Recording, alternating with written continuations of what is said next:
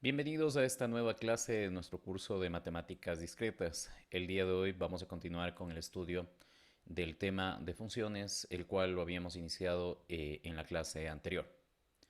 Haciendo un breve repaso, habíamos dicho que una función también se denomina un mapeo,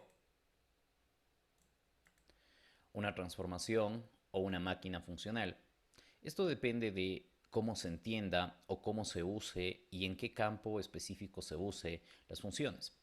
Es así que mapeo es usualmente un término que lo usamos dentro de computación, transformación usualmente lo usamos cuando utilizamos funciones para procesar señales y máquinas funcionales es un término que usualmente lo usamos cuando estamos construyendo funciones a las cuales las entendemos como una máquina que hace un proceso. Y un ejemplo de esto es el campo del machine learning, que es una parte de la inteligencia artificial. Las funciones son un tipo especial de relaciones. Dicho esto, pues entendemos que las funciones también, al igual que las relaciones, tienen un dominio y tienen un codominio. Justamente aquí se define la función f que parte del dominio A y llega al codominio B. Aquí tenemos otra forma de denotar cómo se puede escribir una función, donde en este caso la diferencia entre las funciones y las relaciones es que en las funciones todos los elementos del dominio deben relacionarse con un elemento del rango y adicionalmente desde cada elemento del dominio solamente parte una flecha o solamente se relaciona con un elemento del codominio. Justamente aquí tenemos un ejemplo de una función que ilustra lo que acabé de mencionar, a diferencia de esta relación R, en donde, como podemos observar, no todos los elementos del dominio se relacionan con un elemento del codominio Y, y adicionalmente, para el elemento 2 parten dos flechas, es decir, el elemento 2 se está relacionando con dos elementos del codominio, que en este caso son B y C. Finalmente, hay que tener en cuenta de que no necesariamente cuando definimos funciones, la función toma todos los elementos del codominio. Para justamente diferenciar ese hecho, podemos definir lo que se denomina el conjunto rango o el conjunto imagen, que corresponde a todos los elementos del codominio con los cuales o a los cuales se relacionan los elementos del dominio. Entonces, desde ese punto de vista, el rango o la imagen de una función es un subconjunto del codominio o puede ser todo el codominio. Esto va a depender, obviamente, de cómo definamos y cuál sea la función que estamos analizando. Acá justamente habíamos puesto un ejemplo de cómo podemos interpretar a las funciones como máquinas que hacen procesos y en este sentido, pues, decir que esta es la definición de función o esta es la forma en cómo se interpreta a las funciones cuando se las utiliza en el campo del machine learning o del aprendizaje de máquina.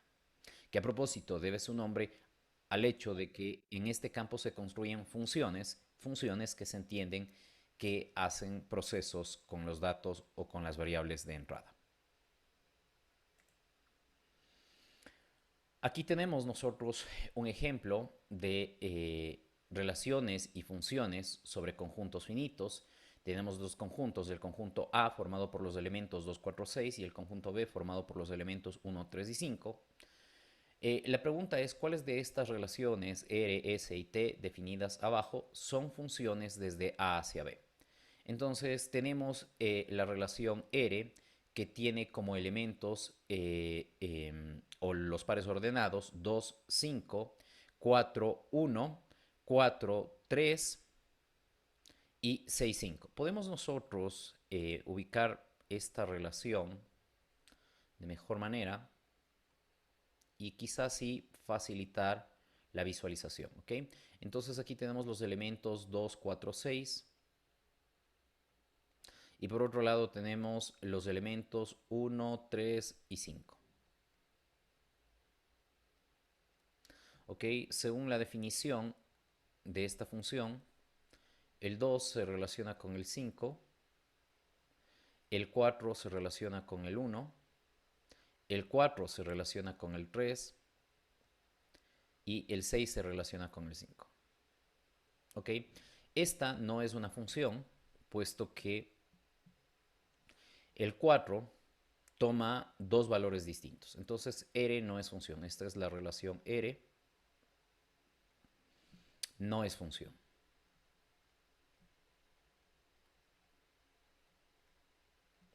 Por otro lado, tenemos para todos los pares ordenados del producto cartesiano A por B, el par ordenado XY es parte de la relación si Y es igual a X más 1. ¿Ok? Entonces, a cada uno de los elementos de partida se les está sumando 1, ¿sí? Y esos son parte de la relación. Okay, entonces ustedes pueden analizar esto con un poquito más de detalle. ¿Sí? Nos vamos a saltar para ir directamente al gráfico. En este caso, T está definido o es una relación que está definida a través de este diagrama.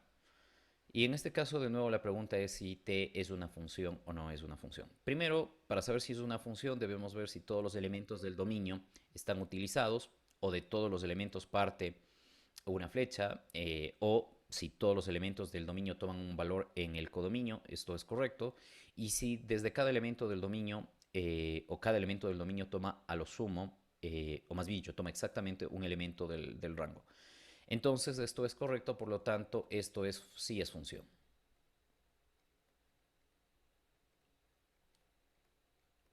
¿Ok? Entonces esta nos queda pendiente, esto lo pueden ustedes analizar aparte. Acá tenemos, estas son funciones sobre conjuntos finitos, justamente porque el tamaño de A es un número finito, es 3, el tamaño de B es un número finito, es 3, ¿no? El tamaño de A en este caso coincide con el tamaño de B y esto es 3. Acá tenemos en cambio una función sobre un conjunto infinito. En este caso la función tiene como dominio el conjunto de los reales, como codominio el conjunto de los reales, y en este caso, por cómo hemos definido la función, también el rango o imagen de esta función es el conjunto de los números reales. Entonces, con esto hemos revisado brevemente lo que son funciones y hemos distinguido o hemos aprendido a diferenciar lo que son las funciones de las relaciones. No sé si en esta parte tienen alguna inquietud, algo que quieran consultar, me dicen por favor.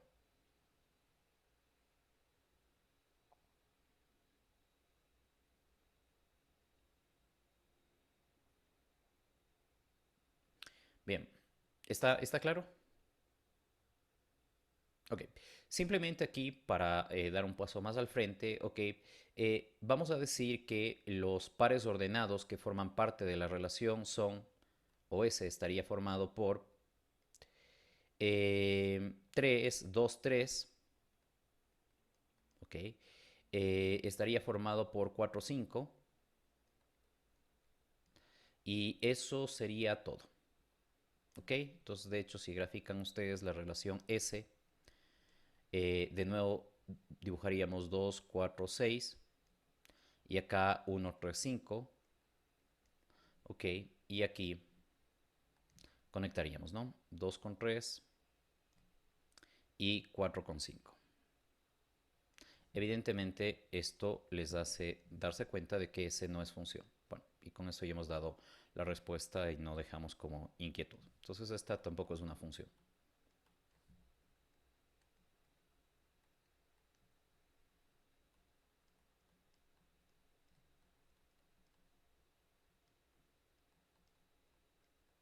Ok, avancemos entonces en esta parte. Justamente aquí indicamos que solamente la función t o la relación t que justamente hemos definido a través de ese diagrama de flechas es una función.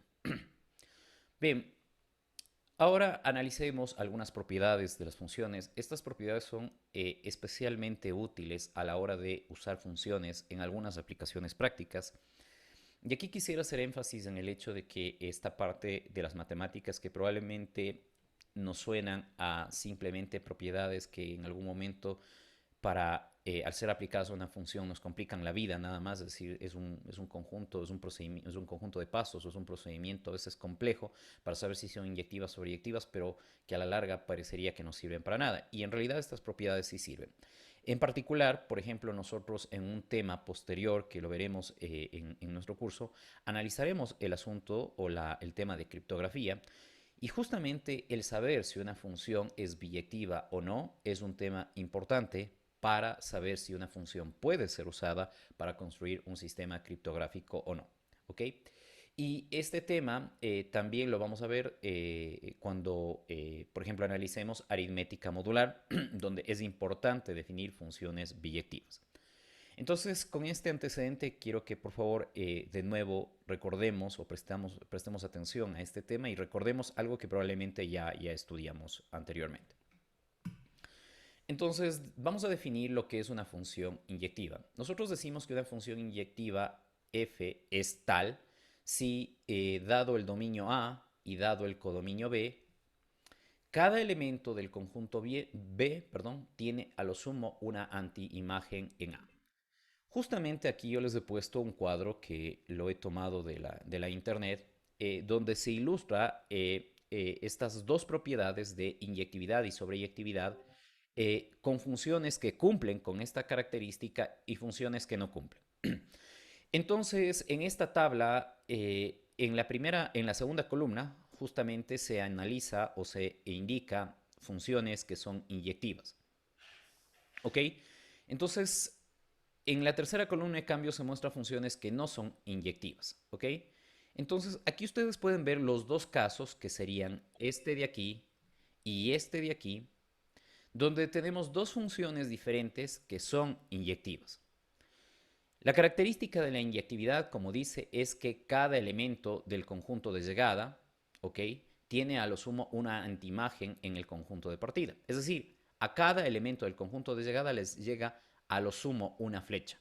Y cuando dice a lo sumo una flecha, significa que sobre un elemento o sobre cada elemento del conjunto del codominio puede llegar ninguna flecha o una flecha como máximo.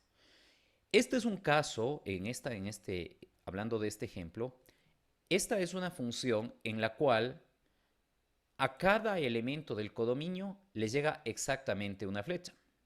¿Ok? Acá, al primer elemento en rojo le llega exactamente una flecha, al elemento en verde le llega una flecha, al elemento en azul le llega una flecha y al elemento en amarillo le llega ninguna flecha. Esto es perfectamente válido porque la definición de inyectividad nos dice que llegan a lo sumo una flecha y a lo sumo significa 0 o una flechas. Eso con respecto al tema de la inyectividad. Estas funciones de acá no son inyectivas porque al elemento rojo, en este caso, le llega una flecha, al elemento verde le llega una flecha, pero al elemento azul le llegan dos flechas. Y a lo sumo hemos dicho que debe llegar una flecha. De la misma manera, en este ejemplo de acá abajo, al elemento en rojo le llega exactamente una flecha, al elemento en verde le llega otra flecha, al elemento en azul le llegan dos flechas y al elemento en amarillo le llegan ninguna flecha. Obviamente el elemento que viola la definición de inyectividad y que hace que esta función como tal no sea inyectiva es el elemento en azul. Ahora analicemos lo que son las funciones sobreyectivas. ¿Ok? Una función es sobreyectiva igualmente cuando se define desde el dominio A hacia el codominio B, si y solamente si cada elemento del conjunto B es la imagen de como mínimo un elemento del conjunto A. Ok, analicemos esa definición. Igualmente ahora tenemos que prestar atención a la segunda y tercera filas de esta tabla. En la segunda fila de esta tabla nosotros tenemos funciones que sí son sobreyectivas y en la tercera fila tenemos funciones que no son sobreyectivas. En el caso de las funciones que son sobreyectivas, ustedes pueden darse cuenta de que en este caso cada elemento del codominio o a cada elemento del codominio le llega una flecha desde un elemento del dominio. Esa es la característica. Es decir, no existen elementos en el codominio que no estén relacionados con el codominio. ¿Ok? En pocas palabras, el conjunto codominio y el conjunto imagen o rango son exactamente lo mismo. ¿Ok? A eso se reduce esta parte. El conjunto codominio y el conjunto rango son exactamente lo mismo. Acá, el codominio de la función está formado por rojo, verde, azul, amarillo. Mientras que el rango de la función simplemente sería o estaría formado por estos elementos de aquí. Este sería el rango. Entonces, evidentemente, el conjunto rango y el conjunto codominio no son iguales. Y esa es una característica de justamente una función que no es sobreyectiva. De la misma manera, en este caso, se tiene una situación similar. Ahora, noten ustedes que en el caso de la sobreyectividad, no importa que a un elemento del codominio le lleguen dos o más flechas de distintos elementos del dominio, ¿no? Eso es una característica también importante. Lo que cuentan en el caso de la sobreyectividad es que el codominio sea igual al rango o imagen de la función, ¿okay? Como ocurre en estos dos casos. Ok, una vez que nosotros hemos definido esta función de inyectividad y sobreyectividad, analicemos el concepto de biyectividad o la propiedad de biyección de funciones, que implica que una función que tiene un dominio A y un codominio B es biyectiva si se cumplen las dos propiedades, es decir, si es inyectiva y sobreyectiva simultáneamente. Justamente aquí nosotros tenemos una función, o esta función satisface con las dos propiedades de ser sobreyectiva y ser inyectiva, y por lo tanto concluimos que para esta función que es biyectiva, más bien dicho, que es inyectiva y sobreyectiva, es una función biyectiva, ¿ok? Y nosotros sabemos que la característica de las funciones biyectivas es que podemos encontrar la función inversa de esta función, que en un ratito lo vamos nosotros a ver. En el caso de las funciones biyectivas, el tamaño del dominio es igual al tamaño del codominio y del rango, que en este caso, por supuesto, coinciden. Esto es un punto importante a tener en cuenta. Entonces, en el caso de las funciones biyectivas, el dominio y el rango, o el dominio y el codominio, que coincide con el rango, tienen la misma cantidad de elementos. Esto es lo que nos dice esta propiedad. No sé si de esa parte tienen alguna pregunta, me dicen por favor. ¿No? Ok. Analicemos un ejemplo o con un ejemplo estas dos propiedades a modo de práctica de lo que hemos estudiado. Entonces nos dan una función f definida desde el conjunto de los enteros positivos hacia los enteros positivos. Recordemos que los enteros positivos implican los elementos 1, 2, 3 y así sucesivamente hasta más infinito, dada por 2n más 1. Me voy a adelantar un momentito antes de definir lo que es una función discreta para decir que esta es una función discreta.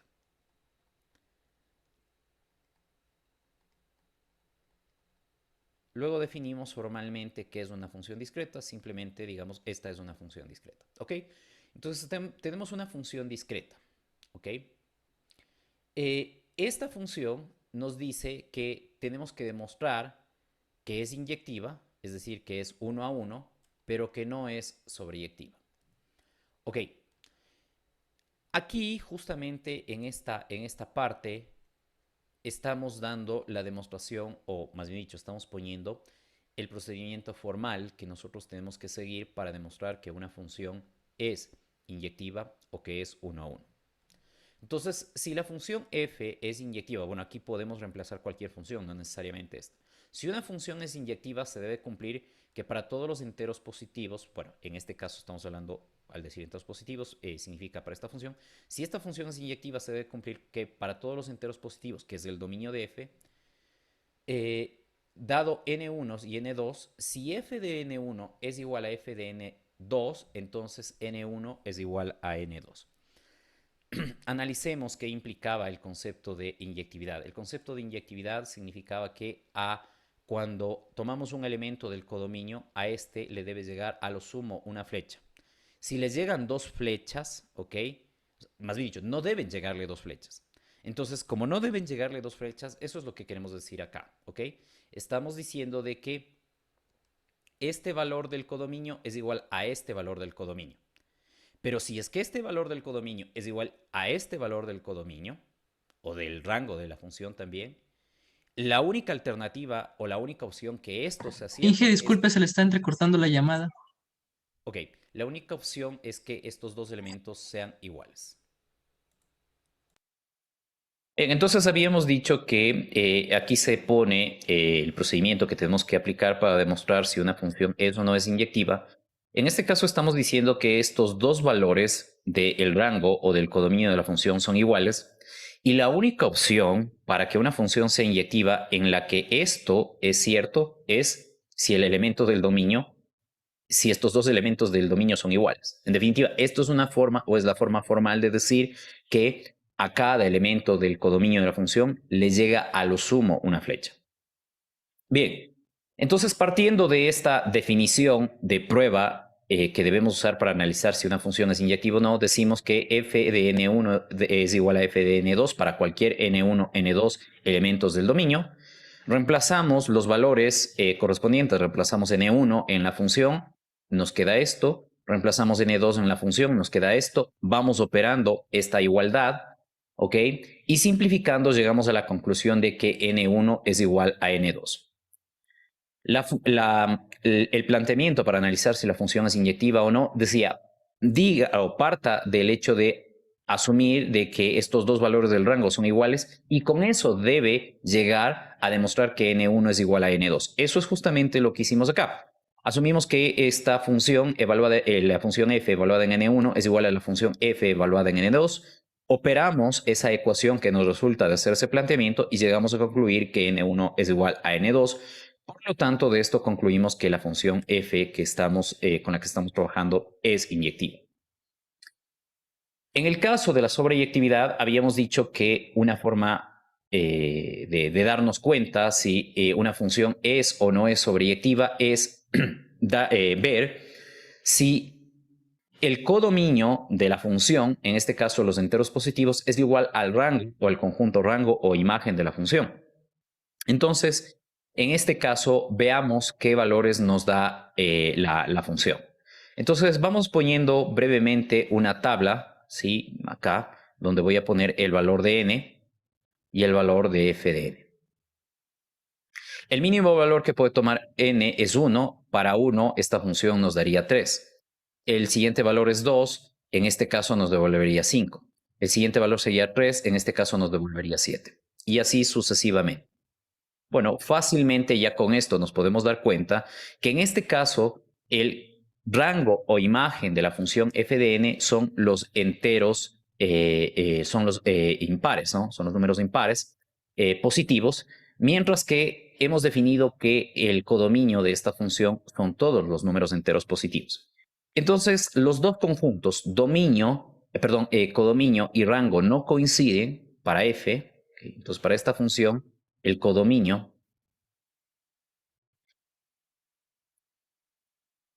que son los enteros positivos,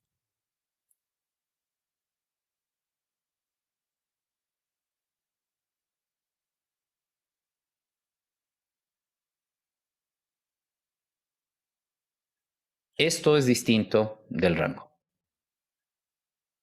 ¿Ok?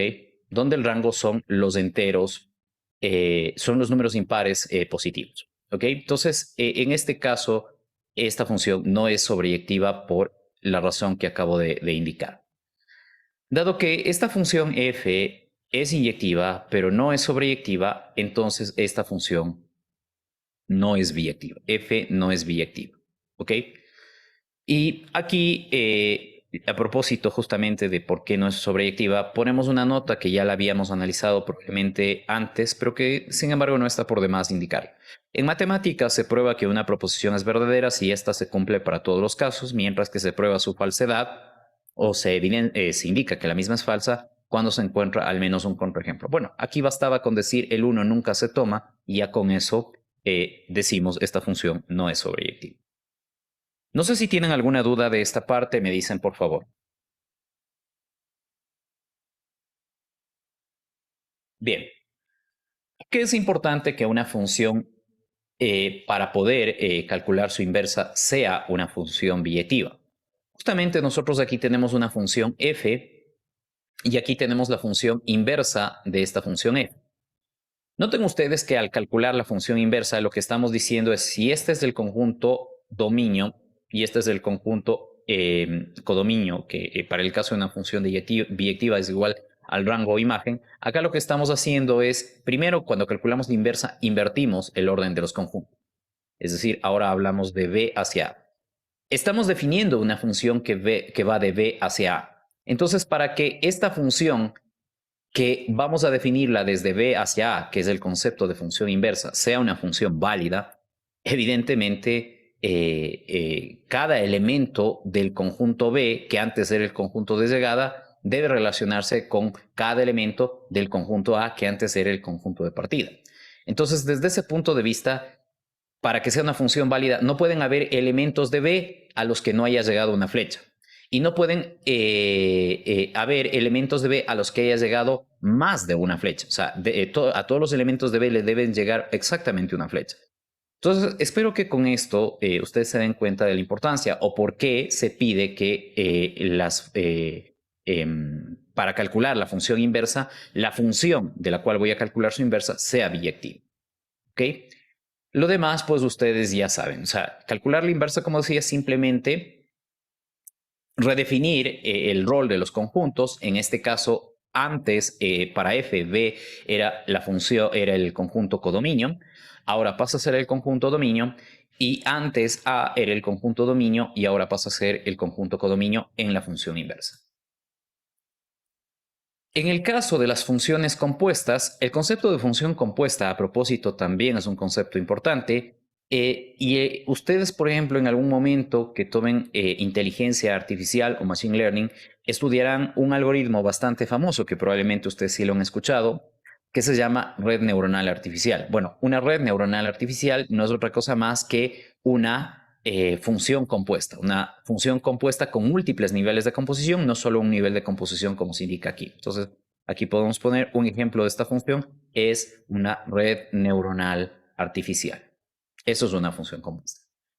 La composición de f con la función g se denota mediante f o g de x y significa que la entrada de la función f es la salida o los valores que retorna la función g para las entradas x.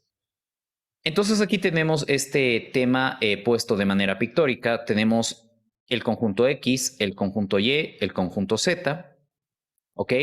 Entonces aquí definimos la función g, que está formada por los pares 1a, 2a y 3c. Y tenemos la función f, que está definida por los pares ay, bx y cz. Acá tenemos la función compuesta f de g, donde básicamente esta función tiene como dominio el conjunto x y como codominio el conjunto z, definida como 1 y, que es lo que se indica ahí, definida también como 2 y, que es justamente lo que se indica aquí, y definida como 3z, que es lo que se indica en esta parte. ¿Ok? Entonces, la característica de las funciones compuestas es que toman como entrada no valores de un conjunto como usualmente toman las funciones, sino en este caso toman valores que son salidas de otras funciones. Y cuando decía diferentes niveles de composición, puedo hablar de una función h que toma como entrada los valores que retorna f, donde f retorna valores ante entradas que son salidas de la función g. Bien, esto es simplemente un repaso. Entiendo que en esta parte no les estoy contando absolutamente nada nuevo. No sé si de todas maneras, a pesar de eso, tienen alguna pregunta respecto de esta parte, me dicen por favor.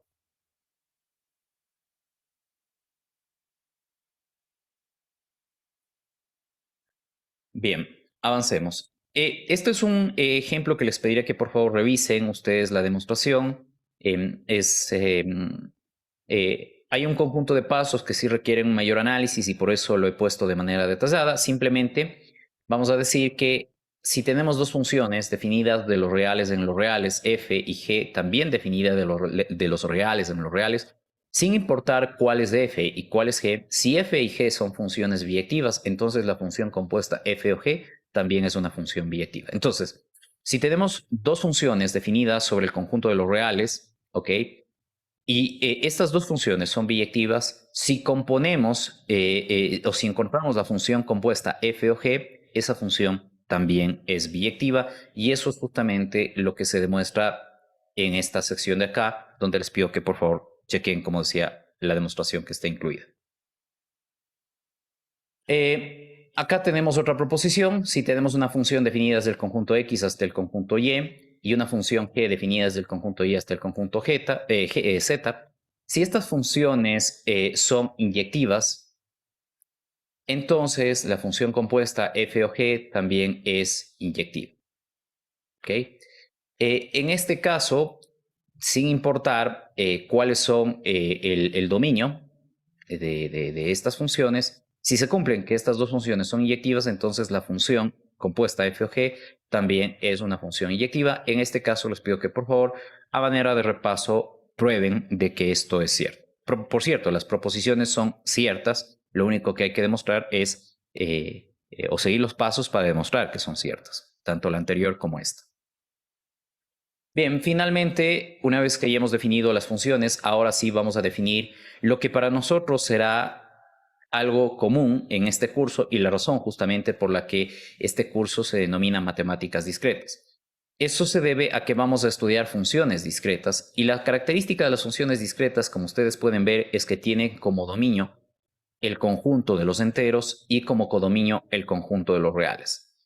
Entonces, toda función que tenga como dominio el conjunto de los números enteros se denomina una función discreta. Acá puede ser todos los reales o una parte de los reales. ¿Ok? Evidentemente, también pueden haber funciones donde el dominio sea una parte nada más del conjunto de los reales, es decir, pueden ser los reales positivos, como en el caso anterior. ¿Ok? Pero en definitiva, el dominio de funciones discretas debe ser un conjunto discreto. ¿Ok? Si se quiere, entonces esa sería una forma más clara de decir. Una función discreta implica que el dominio es un subconjunto del conjunto de los números enteros. Es un subconjunto o bueno, puede ser todo el conjunto, ¿no?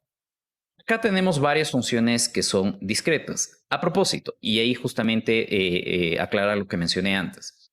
Noten que en este caso la variable independiente es la variable n.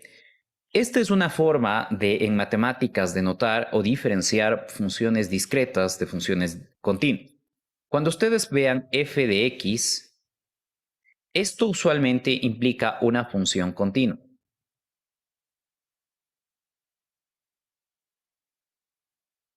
Cuando vean f de n, que en algunos libros también se suele poner así, esto implica que estamos hablando de una función discreta.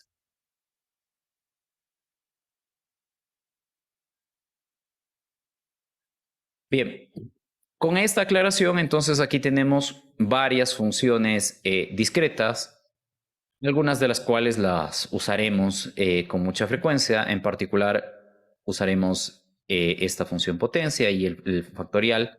Los usaremos en algunas partes de nuestro curso.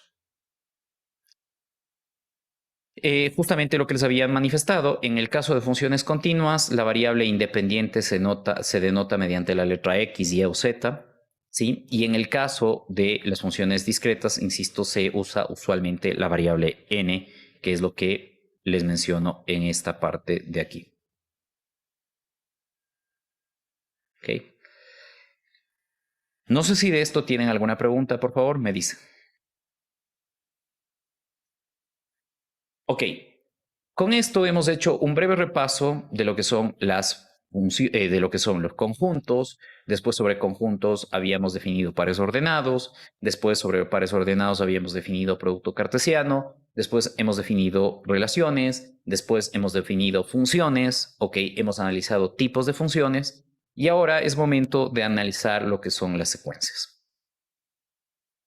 Empezamos diciendo que las secuencias son funciones Y esto es un punto importante de tener en cuenta porque probablemente las secuencias tal como se escriben no se escriben en forma de funciones o como usualmente se escriben las funciones, y esto puede hacer o engañarnos de que las secuencias no son funciones. Las secuencias son funciones. Son un tipo de funciones especiales donde el dominio está formado ya sea por todos los números enteros comprendidos entre dos números dados o por todos los números enteros mayores o iguales que un número entero dado. Analicemos esta definición a través de un ejemplo. Suponga que una persona decide contar sus ancestros. Él tiene dos padres. En el primer nivel, digamos, de cuento. En el segundo nivel, cada padre tenía a su vez dos padres. En definitiva, esta persona tiene 4 abuelos. ¿Ok? Por cada pareja de abuelos existen 2 padres. En definitiva, tiene 8 bisabuelos y así sucesivamente. Bueno, si contamos o si ponemos en el orden, en un orden correspondiente esto, en este caso por el nivel en el que se hace la cuenta, pues aquí estarán los padres, aquí estarán los abuelos, aquí estarán los bisabuelos y aquí y así sucesivamente estarán los demás ancestros. Bueno, esta es una función, ¿sí? Y además es una secuencia, ¿ok? Es una función que en este caso tiene como conjunto de partida el conjunto 1, 2, 3, 4 y así sucesivamente, ¿sí? El conjunto de los enteros positivos, ¿ok? Bueno, probablemente este conjunto no sea un conjunto infinito, sino sea un conjunto finito, pero muy grande, porque la humanidad no es infinita, ¿ok? Este es el conjunto dominio, ¿ok? Y el rango, en este caso, va a estar dado justamente por los valores o por el número de los ancestros en cada nivel de tiempo, ¿no? 2, 4, 8. ¿Ok? Entonces, claramente se puede construir una función, ¿ok? Donde los elementos del dominio, como decía, serían 1, 2, 3 y así sucesivamente. Esto sigue y acá tendríamos 2, 4, 8 y así esto seguiría hasta que en algún punto esto va a parar. Esto no sería un conjunto infinito a pesar de que lo estoy poniendo como que si así lo fuera. Y la función sería esta, ¿no? Ahora, las secuencias se caracterizan por justamente ser funciones en donde yo escribo solamente los elementos del rango en el orden en el que aparecen, ¿ok? Y por eso decía, pueden parecer que no son funciones, pero ahora ya sabemos que son funciones. Aquí hay un punto importante, justamente he puesto estos 3 puntos señalando y estos 3 puntos indican en una secuencia que la secuencia sigue, ¿sí? La secuencia sigue con la misma lógica con la que se van generando los números que están indicados en esta parte. Es decir, en este caso como potencias de 2. Entonces, en este caso justamente la función sería f de n igual a 2 a la n, donde n es obviamente la variable independiente que toma valores 1, 2, 3, 4 y así sucesivamente hasta algún valor determinado.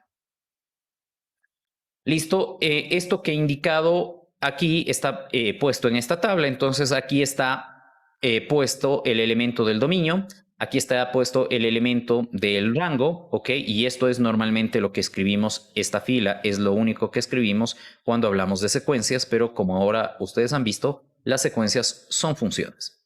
Ahora, los elementos del dominio, en el caso de las secuencias, indican la posición en la que se encuentra el valor. ¿Okay? Entonces, automáticamente el dominio está embebido en la secuencia. ¿Okay? Este elemento está en la primera posición, este elemento sí está en la primera posición, este elemento de aquí está en la segunda posición, este elemento está en la tercera posición. Entonces, si bien no escribo y digo esto está en la primera posición, segunda posición, pero automáticamente por el orden en el que se ponen, el dominio queda puesto de manera implícita.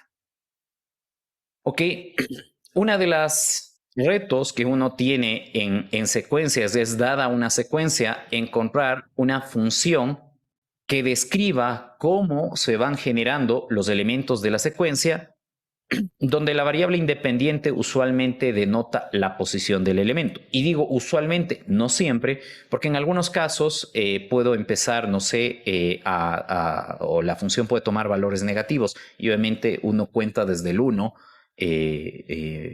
usualmente, y no desde valores negativos. Entonces, en este caso, bueno, la función es bastante simple de encontrar, ¿sí? Uno se puede dar cuenta de que la función que describe esta secuencia es esta, pero en algunos casos quizá no es tan simple como parece, y obviamente ahí es donde uno tiene que ya usar un poco con mucho más cuidado, más bien dicho, el tema del razonamiento matemático, ¿ok? Del razonamiento inductivo, ¿ok? Listo, entonces eso es lo que tengo que indicar. En esta parte está puesto lo que había dicho, ¿no? El tema de la secuencia, obtengo yo una expresión que describe cómo voy generando los elementos en la secuencia. Finalmente, y antes de avanzar, quiero hacer énfasis en esto que está señalado en esta última línea.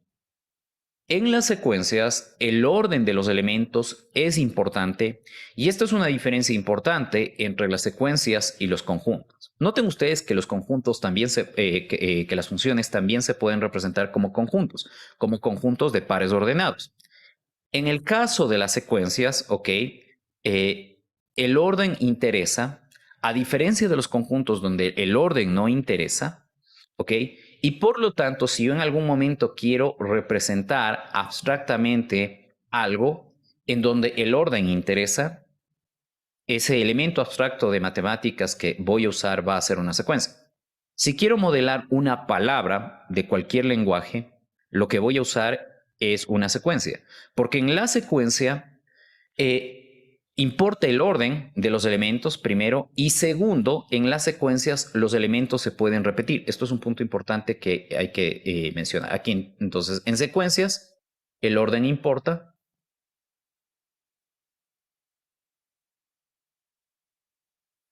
y se pueden repetir elementos.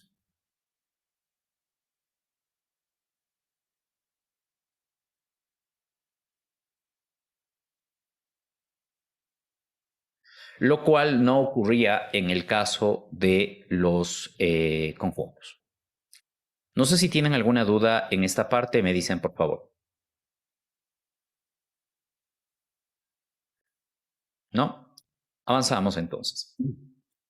Acá tenemos formas en las que podemos representar una secuencia y hemos dicho esto podemos ponerlo a través de una sucesión de números, si es que obviamente conocemos explícitamente los valores de la secuencia o si queremos hacernos o si queremos referirnos a una secuencia genérica, es decir, donde no conocemos los valores específicos, pues usamos una letra.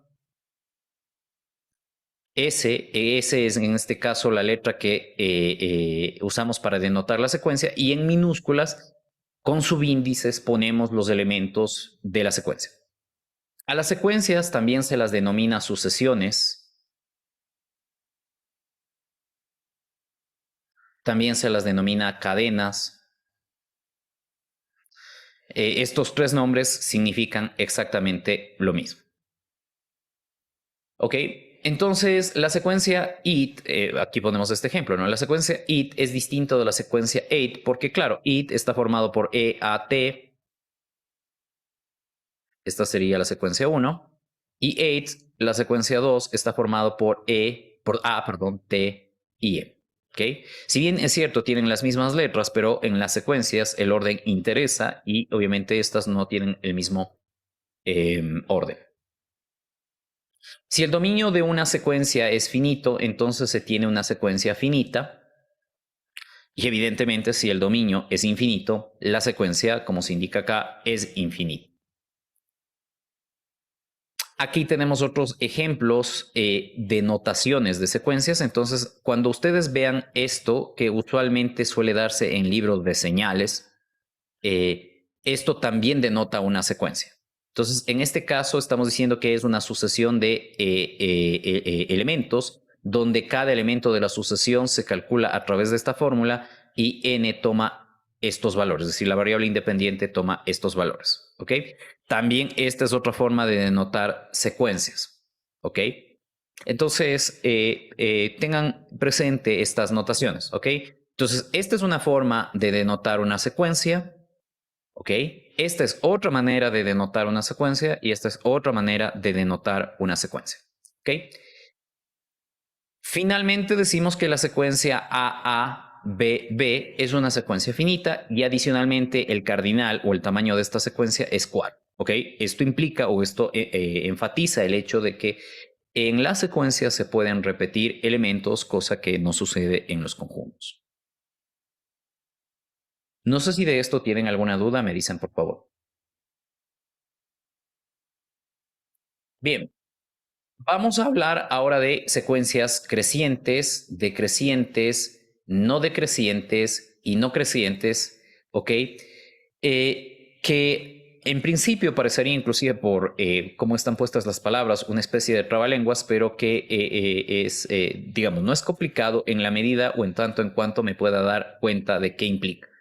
Esto es simplemente, estos nombres nos permiten diferenciar a una secuencia de otra por cómo están ordenados los elementos. Vamos a asumir que tenemos una secuencia infinita, que es esta de aquí, S1, S2, y así sucesivamente hasta que tenemos un elemento SI y el elemento siguiente es el SI más 1. Esta secuencia decimos que es creciente si el elemento iésimo de la secuencia es estrictamente menor que el elemento iésimo más 1. ¿Ok? Una secuencia, tenemos una secuencia creciente si el iésimo elemento es estrictamente menor que el iésimo más 1. ¿Ok? Ahora, paralelamente, analicemos esta definición de secuencia no decreciente. Igualmente, asumimos que tenemos una secuencia infinita, puede ser finita o infinita, no necesariamente, ¿no? Pero el caso general sería que tenemos una secuencia infinita. Igualmente tenemos los dos elementos a analizar, SI y SI más 1. Esto es simplemente para decir, tomo cualesquiera dos elementos contiguos en la secuencia. Una secuencia es no decreciente si el iésimo elemento es menor o igual que el elemento iésimo más 1, es decir, que el elemento que está a la derecha. Entonces, noten ustedes que la diferencia entre una secuencia no decreciente y una secuencia creciente es el hecho de que en las secuencias crecientes los elementos van creciendo, es decir, el elemento que está a la derecha es estrictamente mayor que el elemento que está a la izquierda. En la secuencia no decreciente, en cambio, el elemento que está a la derecha es estrictamente, es mayor, perdón, o igual que el elemento que está a la izquierda. ¿Ok? Entonces, esa es la diferencia entre secuencias no decrecientes y secuencias crecientes. Ahora, una cosa similar ocurre en el caso de las secuencias decrecientes. Tenemos la secuencia que queremos analizar. Esta secuencia es decreciente si el elemento que está a la izquierda es estrictamente mayor que el elemento que está a la derecha. Y una secuencia será no creciente, una secuencia finita o infinita, por supuesto, será no creciente si el elemento que está a la izquierda es mayor o igual que el elemento que está a la derecha. Bien, entonces la diferencia entre secuencia decreciente y secuencia no creciente es simplemente que en las secuencias decrecientes los elementos van disminuyendo, estrictamente disminuyendo, mientras que en las secuencias no crecientes los elementos pueden ir disminuyendo o ser iguales a los elementos anteriores. Aquí tenemos una secuencia que está formada por los elementos 2, 5, 13, 104 y 300. Esta secuencia es creciente y no decreciente. Es creciente porque, dado cualesquiera dos pares contiguos de la secuencia, el elemento que está a la derecha es estrictamente mayor que el elemento que está a la izquierda. Entonces 5 es mayor que 2, 13 es mayor que 5, 104 es mayor que 13 y 13 es mayor que 104. Por lo tanto, esta secuencia es creciente. Es una secuencia finita, por cierto. Y es no decreciente porque en el caso de las secuencias no decrecientes, los elementos que están a la derecha pueden ser estrictamente mayores o pueden ser iguales. Una de las dos tiene que ser cierta. Entonces, esto de aquí lo que nos dice es que toda secuencia no decreciente es también una secuencia creciente. Perdón, toda secuencia creciente. A ver, déjenme ver. Denme un segundito, iba a decir una falacia. Y eso. Una secuencia no decreciente es también. A ver, no. Iba a decir una falacia. Esta es una secuencia creciente y no decreciente. Creo que eso es todo lo que podemos decir. Sí, listo. La secuencia formada por estos elementos, por esta fórmula que está aquí, donde el elemento del dominio es i mayor o igual que 1, es decreciente y no creciente. ¿Ok? Entonces, eso simplemente. ¿Ok? Lo que sí es cierto es que una secuencia puede ser de más de un tipo, ¿no? Puedo tener una secuencia que es decreciente y no creciente, o creciente y no decreciente, como en estos casos. Esto va a depender, obviamente, de cuáles elementos están en la sucesión, ¿ok? La secuencia 100, 90, 90, 74, 74, 74, 30 es no creciente porque obviamente los elementos que están a la derecha son menores o iguales que los que están a la izquierda. Entonces esta es no creciente, pero no es decreciente, y no es decreciente porque para que sea decreciente los elementos que están a la derecha deben ser estrictamente menores que el elemento que está a la izquierda. Y justamente aquí tenemos el caso. 90 no es estrictamente menor que 90, o 74, misma historia, ¿no? Entonces, bien, con esto espero que quede claro estas definiciones. Estas definiciones usualmente las usamos cuando analizamos salidas de algoritmos de ordenamiento. Ahí hablamos de que tenemos una secuencia de entrada y lo que queremos a la salida es una secuencia no creciente o una secuencia no decreciente. ¿Por qué decimos no creciente y no decreciente usualmente? Porque los elementos se pueden repetir. Entonces, como los elementos se pueden repetir, ya sabemos que no podemos, si hay elementos repetidos, tener secuencias crecientes o decrecientes. Para hablar de manera más general, diremos que o más bien dicho, nos referiremos a secuencias no decrecientes o secuencias no crecientes. No sé si tienen alguna duda de esta parte, me dicen por favor. Inge, ¿por qué la última era, pero no es decreciente? Porque para que sea decreciente, como la definición lo indica, tomando por pares los elementos de la secuencia, pares contiguos, disculpen, tomando por pares contiguos, el elemento que está a la derecha debe ser estrictamente menor que está a la izquierda. En este caso sí se cumple, pero si avanzo a analizar estos dos elementos, 90 no es estrictamente menor que 90, 90 es igual a 90. Entonces, por esa razón, no es una secuencia decreciente, porque las secuencias decrecientes nos dicen que los elementos deben ir disminuyendo. No pueden ser iguales, deben necesariamente ir disminuyendo. No sé si queda claro. Sí, profe. Ok. Ya había manifestado esto hace un momento, y es el hecho de que yo puedo tener una sucesión. En este caso, la sucesión está formada por 1/2, 2/3, 3/4, 4/5, 5/6 y así sucesivamente. ¿Ok? Entonces, esta es la sucesión A sub K. El objetivo es, en este caso, en lugar de poner explícitamente estos elementos, porque la sucesión es infinita, el objetivo es encontrar una fórmula que describa esta sucesión. En este caso, la fórmula es la que se indica acá, es igual a K sobre K más 1, donde K es un elemento de los enteros positivos. Ok, el tema es, o el reto en este caso es cómo paso de aquí a acá. ¿Okay? Entonces, normalmente lo que yo tengo que hacer es observar cómo van variando estos valores. Tengo que proponer una fórmula, y una vez que propongo esta fórmula, tengo que demostrar que esta fórmula es correcta, ¿sí? Y esto lo puedo hacer mediante inducción matemática. Simplemente no vamos a hacer eso. Esto ustedes ya lo habrán visto anteriormente en un curso de fundamentos de computación. Pero mencionarles de que es necesario en algunos casos seguir este proceso porque, claro, el tener una expresión compacta como esta de aquí que nos permite calcular cualquier elemento de la secuencia es más útil que poner la secuencia de manera explícita, sobre todo en el caso donde las secuencias sean infinitas. ¿Ok? Entonces, aquí tenemos un ejemplo. Acá tenemos otro ejemplo de otra secuencia. Tenemos la secuencia A sub K también. Estas dos secuencias son distintas, ¿no? Que empieza en 1, menos 1/4, 1/9, menos 1/16 y así sucesivamente. Entonces, en ese caso, encontramos que la fórmula que describe cada elemento de esta secuencia es esta que está aquí. ¿Ok? Y como digo, pues en este caso el procedimiento es yo planteo una fórmula, pero claro, me puedo equivocar en esa fórmula. La manera correcta de saber si esa fórmula que he propuesto es o no es correcta es a través de inducción matemática. No sé si tienen alguna duda, me dicen por favor.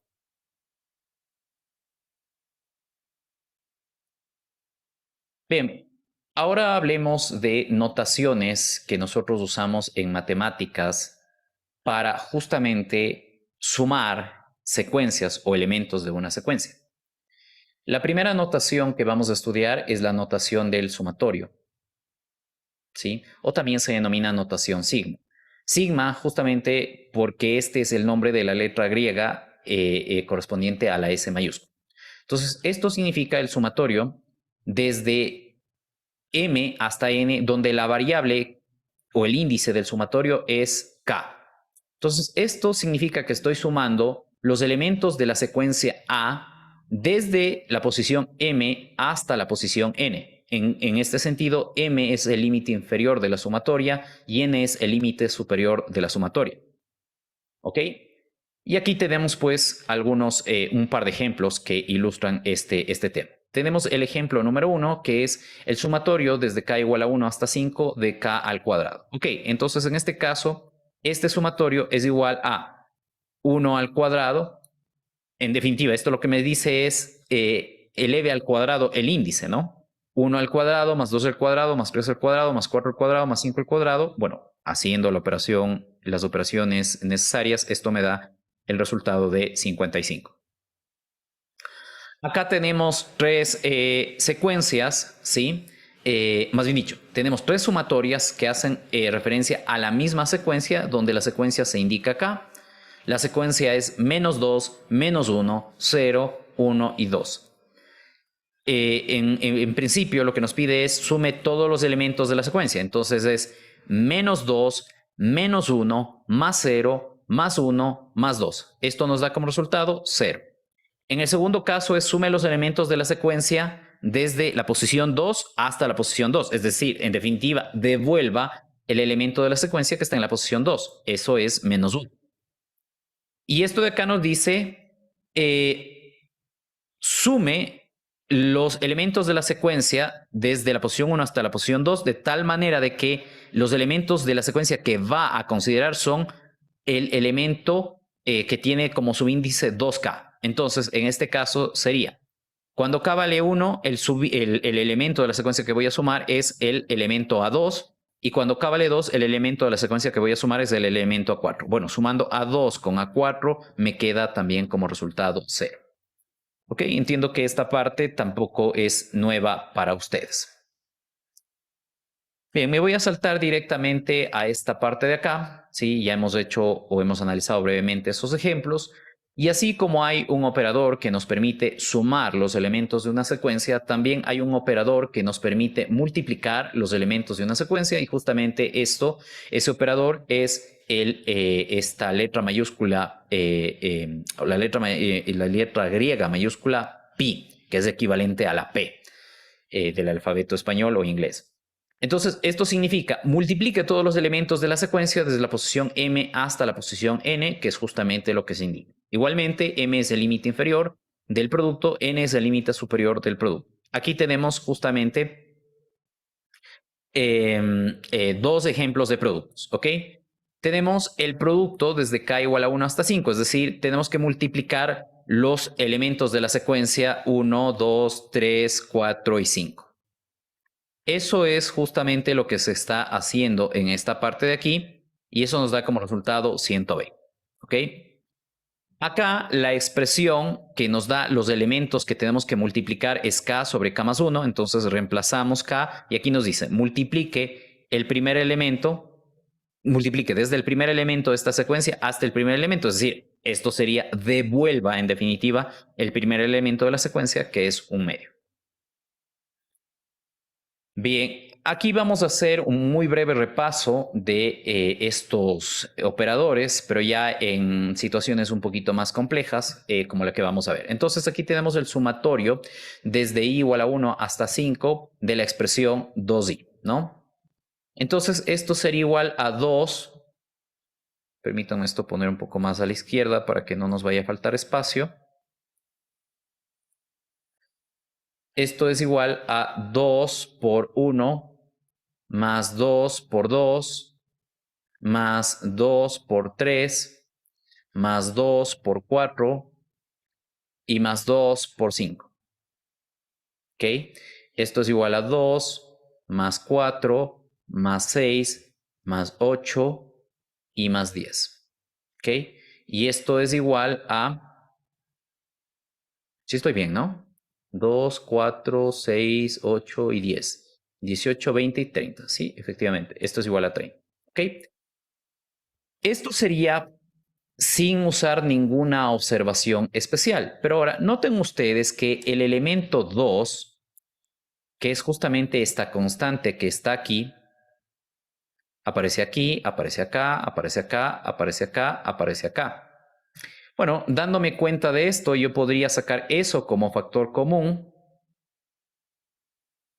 y me quedaría 2 por la suma de 1 más 2 más 3 más 4 más 5. ¿Ok?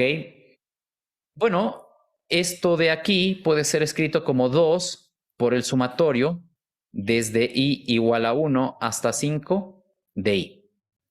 ¿Qué implica esto de acá? Implica que el sumatorio desde i igual a 1 hasta 5 de 2 por i es igual a 2 por el sumatorio desde i igual a 1 hasta 5 de i.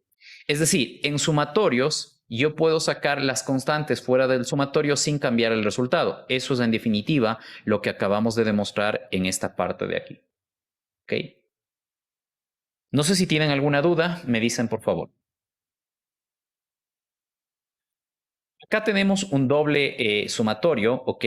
Y esto es una operación un poco más compleja. Entonces, cuando tenemos este doble sumatorio, lo que conviene es, digamos, separar en partes este sumatorio. Es decir, aquí tenemos un sumatorio desde i igual a 1 hasta 5, de otro sumatorio que empieza en j igual a 1 hasta 3 de i por j. Entonces, debemos ir resolviendo, digamos, las partes más internas de la operación. Esto implicaría que tenemos que poner el sumatorio desde i igual a 1 hasta 5 de el sumatorio de desde i por j, ¿no? Entonces aquí sería i por 1 más i por 2 más i por 3, ¿ok? Más el sumatorio desde i igual a 1. Bueno, eso sería todo, perdón. Estoy haciendo... Se me está yendo de más este sumatorio. Eso sería todo. ¿Ok? Entonces con eso he roto el sumatorio interno. Ahora, una vez que he roto el sumatorio interno, tengo que obviamente romper el sumatorio externo. Entonces esto es igual y esto es igual a. Entonces esto sería igual a 1 por 1 más 1 por 2 más 1 por 3 más 2 por 1 más 2 por 2 más 2 por 3 más, en este caso el siguiente valor de i es 3, 3 por 1 más 3 por 2 y más 3 por 3. ¿Ok? Y finalmente tendríamos 4 por 1, 4 por 2 más 4 por 3, finalmente más 5 por 1 más 5 por 2 y más 5 por 3. Bueno, si ustedes resuelven estas operaciones aritméticas, esto nos debe dar como resultado 90. ¿Ok? Entonces, así es como se resuelve estos sumatorios dobles. Vamos al tema de productos. En el caso de productos, esto nos dice que tenemos que multiplicar 2 por el primer... bueno, en este caso el producto empieza, más bien dicho, el índice o el límite inferior es 2. Entonces sería 2 por 2. Esto lo tengo que multiplicar por 2 por 3. Esto lo tengo que multiplicar por 2 por 4. ¿Ok? Y esto es igual a 4 que multiplica a 6 y esto que multiplica a 8. Bueno, esto da como resultado 192. Ahora, esto, como ustedes pueden ver, el 2 se repite en todos estos elementos del producto. Yo puedo sacar factor común. Y en este caso sería 2 al cubo, ¿ok? Que multiplica a 2 por 3 y por 4. Esto sería igual a 2 al cubo por el producto desde i igual a 2 hasta 4 de i. ¿Ok? Entonces, si reescribimos lo que tenemos a la izquierda, tenemos el producto desde i igual a 2 hasta 4 de 2 por i. Esto es igual a 2 al cubo por el producto de i igual a 2 hasta 4 de i. ¿Qué sacamos como conclusión en los productos? En los productos, si tenemos constantes, podemos sacar las constantes fuera del producto, pero hay que tener en cuenta de que esas constantes se van multiplicando. Y obviamente tenemos que darnos cuenta de cuántas multiplicaciones hay. Entonces, si empieza en 2 y termina en 4, hay 3 multiplicaciones. Entonces, la constante la saco elevada al número de veces o de términos que se están multiplicando, ¿no? Tener en cuenta esta diferencia con respecto de los productos, de los sumatorios. En el caso de los sumatorios, saco las constantes sin ningún problema. En el caso de los productos, puedo sacar las constantes teniendo en cuenta de que las constantes van a estar elevadas a una potencia y la potencia va a estar dada por el número de términos que indica el producto. No sé si tienen alguna consulta de esta parte. Ok, y aquí tenemos un doble producto. Los dobles productos, al igual que en el caso de los sumatorios, pues se resuelven agrupando del mismo modo en el que habíamos dicho, ¿no? Entonces, en este caso tenemos el producto desde i igual a 2 hasta 4 de, tenemos i por 1, i por 2 e i por 3. ¿Ok? Y ahora tengo que pues resolver este producto y esto me va a dar igual a 2 por 1 más 2 por 2 más 2 por 3. Que esto sería para i igual a 2 por 3 por 1 por 3 por 2 por 3 por 3. Esto sería para i igual a 3. Y finalmente, 4 por 1, 4 por 2 y 4 por 3. Entonces, esto es para i igual a 2, esto es para i igual a 3 y esto es para i igual a 4. Bueno, si ustedes hacen estas operaciones aritméticas, van a obtener este número bastante grande, que es 2.985.984. No sé si tienen alguna duda de esta parte, por favor. Ok. Acá tenemos algo que también puede darse en la práctica y es el hecho de combinar productos con sumatorias o sumatorios con productos. Aquí tenemos, me estoy adelantando, acá tenemos un sumatorio de un producto, ¿ok? Entonces igualmente rompemos lo que está más internamente en la operación, ¿no? Entonces esto será igual al sumatorio desde i igual a 1 hasta 3 del producto de i por j. En este caso sería i por 2, perdón, i por 1, disculpen, j el mínimo valor que vale es 1, i por 1, y esto por i por 2. ¿Ok? Y ahora tengo que romper el sumatorio, o más bien dicho, realizar el sumatorio, entonces sería 1 por 1 más 1, más bien dicho, por 1 por 2, y esto más 2 por 1, 2 por 2, más 3 por 1, 3 por 2. Bueno, pues esto es igual a 28. ¿Ok? Misma historia acá. Resuelvo primero el sumatorio y luego resuelvo el producto. Desde i igual a 1 hasta 3. El sumatorio me dice que sume que sume estos i por j, ¿no? J en este caso vale 1. Okay.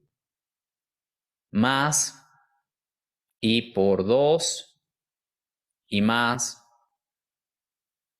bueno, i por 2 nada más, porque el sumatorio solamente llega hasta 2. Esto sería todo. Y ahora tengo que multiplicar estos términos, ¿no? Esto es igual entonces a 1 por 1 más 1 por 2. Esto multiplicado con 2 por 1 más 2 por 2. Y esto multiplicado con 3 por 1 más 3 por 2. Ok. Esto es para cuando i vale 1, cuando i vale 2 y cuando i vale 3, ¿no? Esto era para j igual a 1 y esto era para j igual a 2. Ok. Listo, si ustedes hacen estas operaciones, esto les va a dar como resultado 162. Bien, espero que con estos ejemplos ustedes sean capaces de justamente manipular estos sumatorios o productos o combinaciones entre productos sumatorios que suelen darse muy comúnmente en matemáticas. Aquí simplemente, y esto es la parte que me había saltado, pongamos el mundo discreto y el mundo continuo.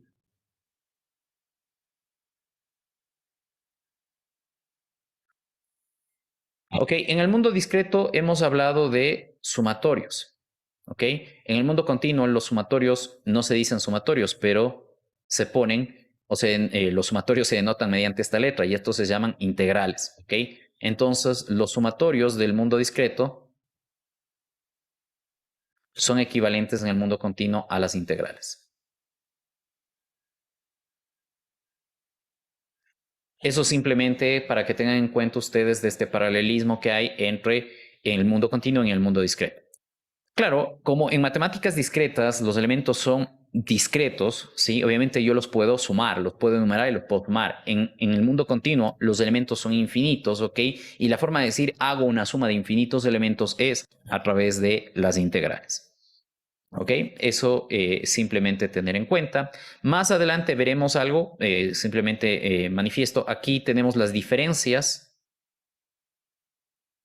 y acá en cambio tenemos las derivadas. Cuando llegue su momento, hablaremos también de estos operadores. Por ahora simplemente les cuento esto para que ustedes lo tengan presente. Ok. Hasta ahí. No sé si tienen alguna pregunta, me dicen por favor. Bien. Finalmente, les pongo a manera de curiosidad, a manera de nota sorprendente, algo que justamente va a hacer eso, les va a sorprender si analizamos el resultado.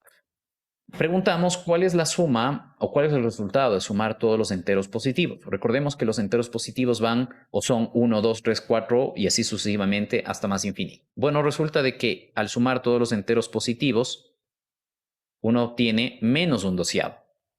Es una cosa totalmente sorprendente, ¿no? Porque claro, uno dice suma infinitos números positivos. Debería obtener un número infinito, pero el resultado es un número finito y no solamente que es finito, sino que es un número negativo. Esto, por si acaso, no viola ninguna regla matemática, así que es un resultado válido.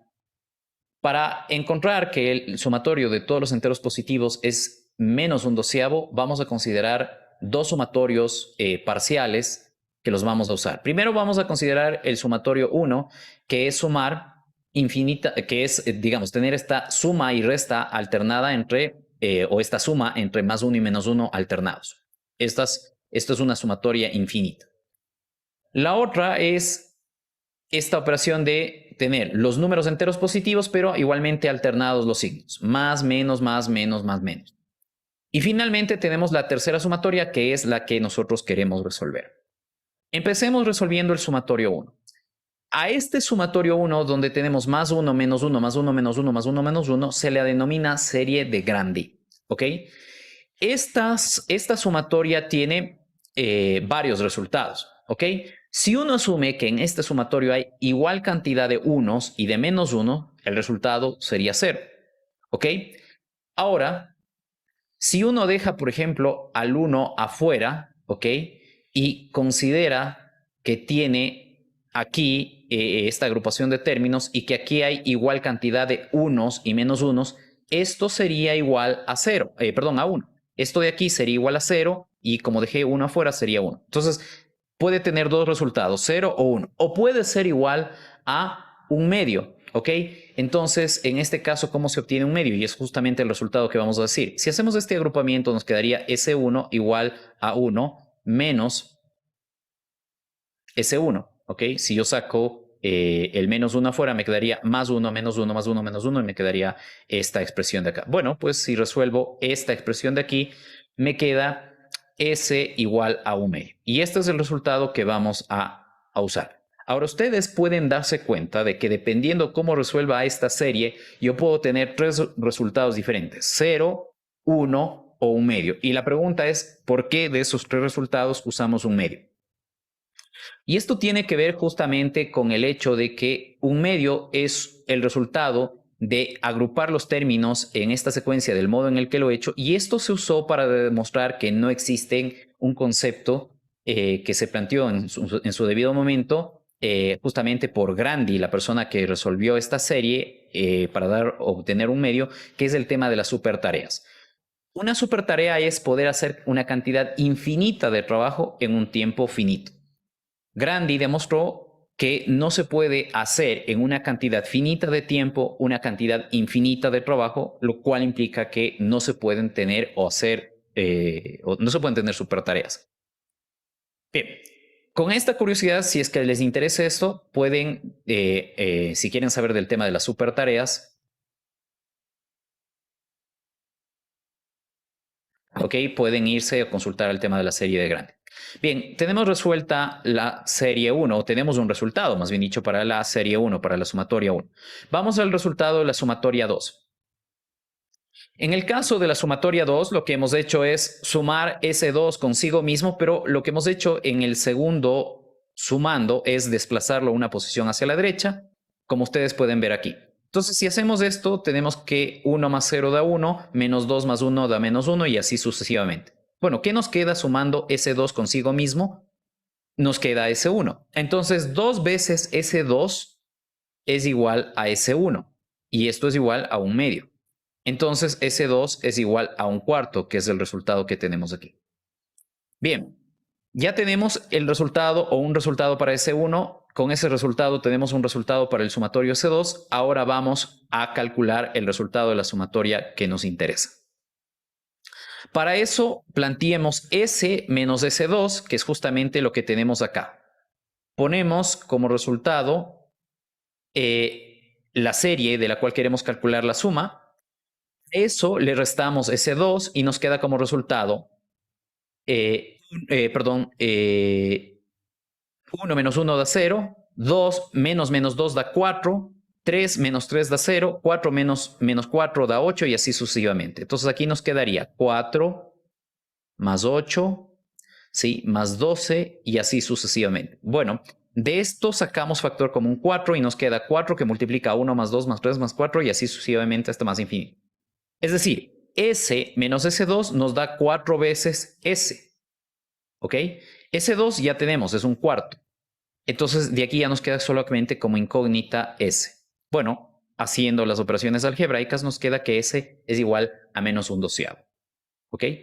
Y esto, por si acaso, no sigue los mismos trucos tontos o inútiles que se usan para demostrar que 0 es igual a 1, que en algún momento habrán visto. No hemos violado ninguna regla de las matemáticas. Este es un resultado legítimo. Tan legítimo es que este resultado se usa, por ejemplo, en física, en el tema de la teoría de cuerdas. ¿Ok? Entonces, aquí voy a poner un libro, me voy directamente al punto importante. Aquí tenemos un libro de teoría de cuerdas. En la página 22 de este libro de teoría de cuerdas, ustedes van a encontrar una expresión donde justamente está presente este sumatorio que acabamos de analizar.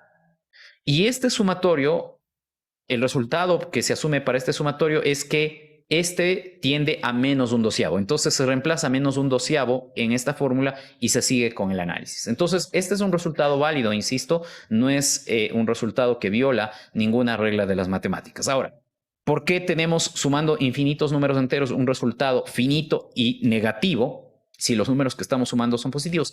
Es por el hecho de que estamos sumando una cantidad infinita de términos. Y cuando en matemáticas tenemos una suma infinita de términos, bueno, pues podemos tener cosas como estas raras o sorprendentes. El punto clave aquí es que sumamos cosas infinitas. Si sumáramos infinitos números enteros positivos, evidentemente que el resultado va a ser un número finito positivo grande, ¿no? No menos un doceavo. Pero el punto o la curiosidad está en que sumamos los infinitos números enteros y sumar una cantidad infinita de números es algo, es un tema abstracto, ¿no? O sea, ahí es donde realmente uno puede darse cuenta que el infinito no es necesariamente una cantidad grande, sino que puede dar lugar a estas cosas que hemos visto. Bien, aquí lo único que les he puesto es una breve introducción a este libro de acá, ¿ok? Así que eso simplemente lo pueden revisar. Finalmente, aquí tienen varios links que van a permitirles encontrar información sobre este sumatorio curioso, que es eso, un sumatorio curioso. No nos aporta mucho en nuestro estudio del tema de sumatorios, de todo lo que hemos visto anteriormente, pero sí nos hace o nos plantea el tema de qué pasa o de lo que puede pasar cuando sumamos cosas infinitas. Con esto, no sé si tienen alguna inquietud, me dicen por favor. Bien, entonces con esto concluimos este tema de conjuntos, relaciones, funciones y secuencias.